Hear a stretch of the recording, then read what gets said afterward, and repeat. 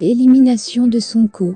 Capitaine Touré liste les incohérences et demande aux Sénégalais de se préparer à sécuriser le scrutin. Pour plus d'informations sur ce sujet, retrouvez-nous après le générique. Mais avant de commencer, n'oubliez pas de vous abonner et d'activer la cloche de notification pour ne pas manquer nos prochaines vidéos. Bon visionnage.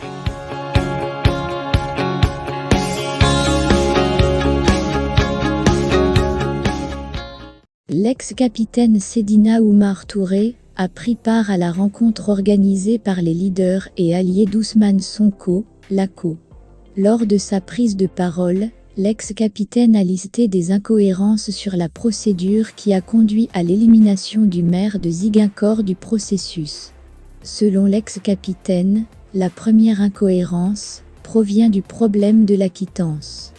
Le dossier de Sonko avait été jugé incomplet parce qu'il manquait la quittance qui lui a été refusée par la Caisse des dépôts et consignations.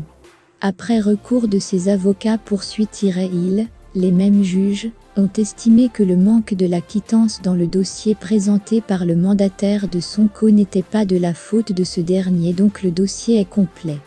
Ils reviennent encore une fois pour dire, bien que le dossier soit complet, Ousmane Sonko ne peut pas être candidat parce qu'il a été condamné.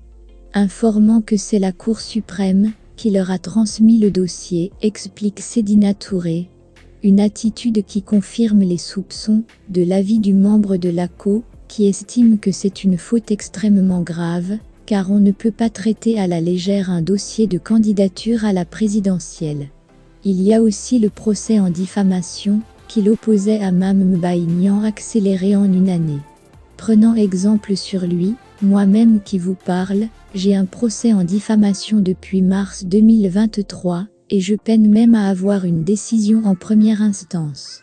Et comme par hasard, dit-il, le même Conseil constitutionnel valide le dossier de Sonko et pourtant, il avait soutenu que c'est la Cour suprême qui leur avait transmis le dossier portant le verdict de sa condamnation. Une décision basée sur l'article L30, selon lui, ne dit pas qu'il ne doit pas être éligible.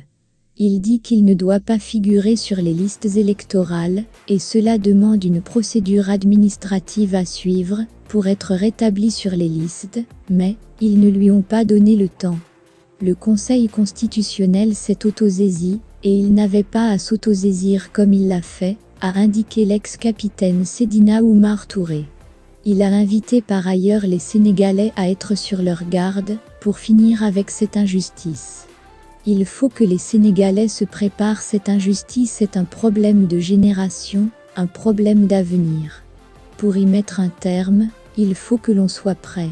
Il faut que les Sénégalais se préparent à sécuriser le scrutin, quitte à y laisser leur vie. Ce pays nous appartient tous, a-t-il lancé.